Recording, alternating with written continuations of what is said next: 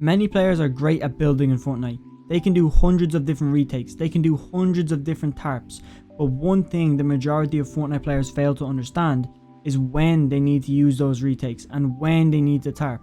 And should they place a cone, a ramp, I will be explaining it all here in this video.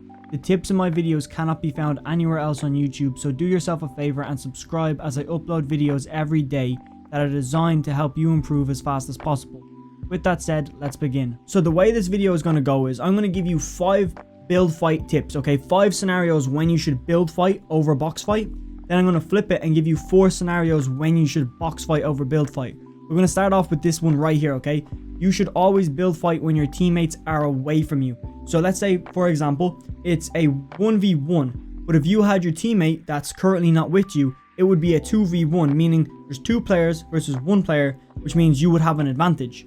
But in the current state that you're in, it's a 1v1, which means it's a 50-50. And either one of you guys could win that. There's no advantage. But you would actually build fight him. Okay, if you build fight him, you're going to create a lot of distance between them. Like imagine you're box fighting. You're both on the same layer. This is your opponent. This is you. He's just going to keep coming at you. He's just going to keep attacking you. He's going to keep spraying your walls. But if you build fight, you're going up, which means he has to chase you and he could get lost. And even if you went all the way up and he went all the way up, you could drop all the way back down and then he's to drop all the way back down, and you're just tiring his mental state out. And you can wait till he makes a mistake and then hit him heavy, or you could just keep doing it. I know it's burning materials, but I'll explain why it's worth burning materials in a minute. But you're just doing it to preserve time. You're just wasting time so your teammate gets to you to make it a 2v1. Now obviously if the opponent is a bad player or you've got some first shot beams off, that's a different scenario. It's when somebody else is attacking you and then they've beamed you and they're really keying you. This is what you need to do, is to build fight. And the reason why you shouldn't be worried about wasting materials or building too high is because at the end of the day, what's more important? Being dead and losing all of your materials and all of your loot because he just kills you and he's taking all of your materials, he's going to shake you down, and then it's a 1v1 fighting your teammate? Or is it better for you to be alive with absolutely 0 mats but your teammate's on his way and then it's still a 2v1 and your teammate can split you mats? It's much more important to focus on surviving rather than preserving mats. Number 2 is when you're at a disadvantage, okay?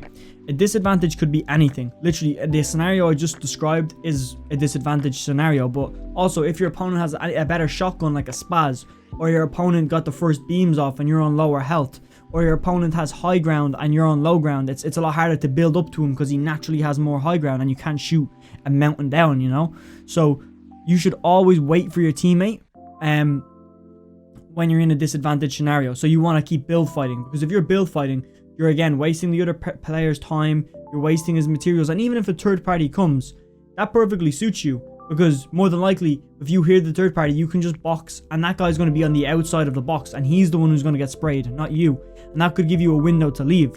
But again, going with the example I just gave, you're in a disadvantaged scenario if it's a 3v1 and you're waiting for your trio to catch up to you, and all of a sudden if you were to box fight it, there'd be 3 people on you. Let's just assume they all have P90s spraying your walls. Triple P90 sprayed and you're in a box.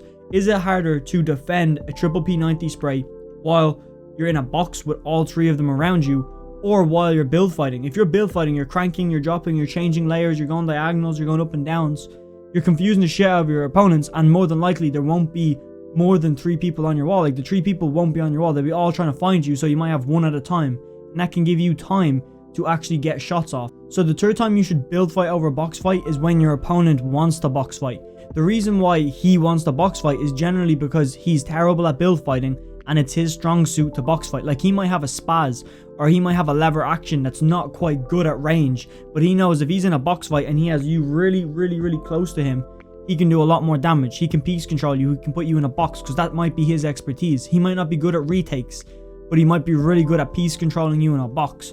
So, you know, people play to their strengths, and if you see that his strength is a box fight, if he wants to box fight, be absolutely as patient as possible and just sit on high ground. Wait for him to attack you, because there will become a time in the fight where he's just like, I'm not waiting for this idiot anymore, let's key him. And then he's running out in the open, you'll get the damage, and then when you get him a bit lower on health, maybe go and attack him in his box. But just bait him out first. Always play to your strength, not your opponent's strength. Another time when you should build fight over box fight is actually on the edge of the map. So if you find yourself in dirty docks or up in steamy stacks, you know, they're in the edge of the map, they're in the corners. feel free to build fight and go as high as you want, because you're so on the edge of the map. Nobody is going to third party you. There's nobody, like, who's going to be in dirty docks mid game? Very, very rarely that you'll find multiple players out there. But it's very different if you're in a place like Boney Burbs and you're cranking to max height. Literally the whole lobby will see you because everybody's rotating in. If you're on the edge of the map, you can take as long as you want in a fight, as long as you have zone, and then you can just keep build fighting them. And if that's your strength, go for it. But it's definitely a better scenario to build fight on the edge of map rather than box fight, because you could probably end the fight a bit quicker. I know box fights tend to be fast, but you're in like a POI, bro. There's loads of buildings, so you might actually have to take the build fight. You might not have a choice, and obviously you'll have a lot worse loot off spawn.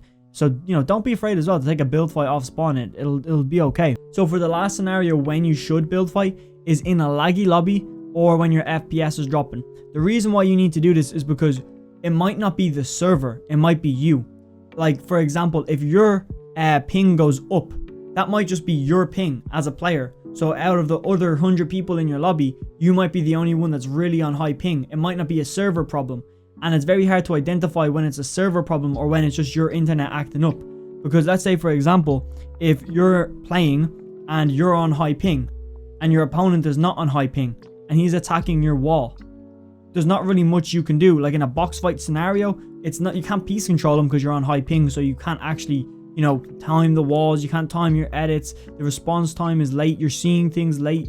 Like it's not doable. Take a build fight, because it's a lot easier to build and avoid the fight for a few minutes while your teammate gets to you or while your team gets to you, or until you get one knocked, and just, you know, again, waste time rather than take a box fight when you're fighting a guy on 0 ping, 240 FPS, and you're here lagging a bit, you're on like 80 ping and your frames are dropping and stuttering. You don't know if it's you or the server. Sometimes it's the server, and that would mean that like everybody in the lobby is on like 60 ping. It's just a broken server. That does happen from time to time.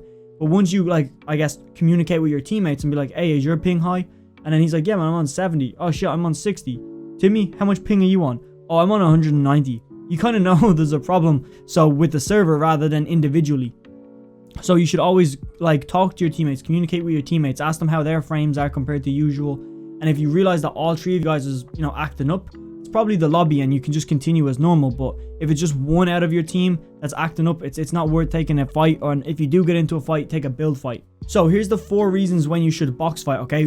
Reason number 1 is when you are on low health. It's a lot easier to avoid getting shot in a box than when you're build fighting, because when you're build fighting, you're confusing your opponent, but you also leave a lot of angles open. For example, if you do a side jump, there will be a lot of angles that somebody third partying could just shoot you. Just some random guy sitting in a bush can literally just line up a nice scar shot and just bam, you're gone. One shot, okay? So if you're on very low health, it's easier to stay in a box fight because you're moving less. You have the 4 walls, a roof, and it's very easy to maintain holding them walls when you're on low health, unless there's multiple players on you. So it's very hard. But even if there is multiple players on you and you're on low health, I would try and say, kind of do like a hybrid of box fight and then build fight. You know, like just go from box to box, go diagonal, swap layers, but never find yourself just ramp rushing or side jumping. You always need to be in an enclosed environment if you're on low health, because you want to get time to heal. You know, you want to be in a box that's made of metal or brick where you can have the time to heal off and you can avoid the fight for a few seconds. Another time when you should box fight is to bait your opponent off high ground. This is very common in top tier pros, and what they actually do is they'll see somebody on high ground and they know that they want to fight them, but they're not willing to crank up half a mountain just to get to them, because they're going to get beamed while they're doing that, and then the fight is going to be like easier to lose because they're on lower health. So what they actually do is they just box up, or even if they're in a build fight and their opponent actually hits them, what they do is they drop, they just box up. They'll box up for a few minutes, and guaranteed, most of the time, your opponent will just jump down on your wall. Okay, he'll get impatient. He'll be like, I hit him for like 80, and even though he's healed, it's like, I hit him for 80, so let me take the fight. So they'll go to take the fight, and what will happen? You will just crank back up. So you're boxing up below him. He's like, oh shit, I don't like what he's doing in there. He will drop down, and then you go up, and then you hold him down. And he won't be smart enough to stay down there. He'll go up with you, which is what you want. So yeah, definitely bait your opponent off high ground by, you know, taking it to a box fight and then cranking back up. And then another time when you should box fight, this is pretty obvious, is when you're on low materials, because you can preserve materials better in a box fight because it's more efficient. You can you know, move a full box length or another box length rather than cranking up to like take a fight. You know, you would obviously want to take a box fight if you're on low materials, because you're preserving your materials. You're making more use of those materials. It's okay if you have abundance of mats to take a build fight, but it's like when you're up there and you got a side jump and then, oh shit, I have no floor, and you just fall down and just break both of those kneecaps, both of those ankles, and die. So yeah, you don't want that. And obviously this is the opposite as what I was saying with the build fights. Definitely take it to a box fight if you know you have a ping advantage or an FPS advantage. For example, me, I know I'm playing on a 280Hz monitor with 280 frames most of the time. So in my mind, that's an advantage for me. Okay, so you should be doing like assessing your equipment, knowing that there's not a lot of people with a 280Hz monitor. So I surely have an advantage over so many people. Just by frames alone. Obviously, it's the frames make a very small difference. It's down to the player. It's down to the player, you know, like I could be the best 60Hz player ever. The best console player would probably smoke me in a 1v1 if I'm being honest. It's always down to the player. The equipment is just an added bonus that can make you a bit better, but the best equipment and the worst player won't make a big difference. But again, just know when you have like stuff like advantages like ping. I know I'm on like 30 ping, so again, I have all those frames, but I'm on 30 ping, and if I'm going for like a box fight, more than likely my opponent might be like 20 ping. 10 ping is a big difference, but if you are a player with 0 ping, take advantage of it. Be cocky. You know that you're in one of the top, you know, 5% in the world to have 0 ping. Abuse your 0 ping scenario, because you know the majority of people in that lobby will not have 0 ping, so you can take their walls much easier. Just a word of advice. But with that said, that's the end of this video. I have videos on screen right now that will definitely make you a better player. Definitely check them out. With that said, if you're thinking about becoming a member, check the description below. You will get coaching from me in a private Discord and put on a competitive roster. Have a good day though.